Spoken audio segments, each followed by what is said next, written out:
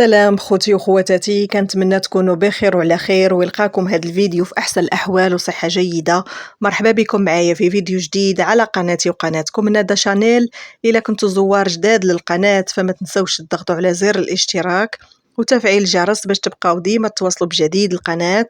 لايك للفيديو فضلا وليس امرا، وتعاليقكم بخصوص الموضوع. بعد ظهورها بالحجاب سكينة غلامور تواجه الانتقادات، فخليكم معايا باش تعرفوا التفاصيل. تلقت المؤثرة المغربية سكينة جناح المعروفة بغلامور انتقادات من قبل بعض المتابعين بعد تأديتها صلاة الجمعة. وظهرت سكينة غلامور وهي ترتدي الحجاب أثناء ذهابها للمسجد، إلى أنها لم تسلم من الانتقادات التي عبرت عن انزعاجها منها.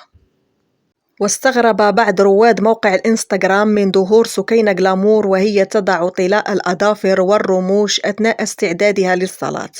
وخرجت غلامور بتدوينة ترد فيها على المنتقدين، كتبت فيها: الفيلسوفات بلوك، بلا ما تهضري على الضفار شفار الباكور وفري كلامك لراسك. فكما سمعت خوتي، فسكينة غلامور تعرضت للهجمة من طرف المتابعين ديالها من بعد ما نزلت ستوريات اللي كانت كتأدي فيهم صلاة الجمعة. فبزاف تاع المتابعين اللي استغربوا أنها كتصلي بطلاء الأظافر وكذلك بالرموش.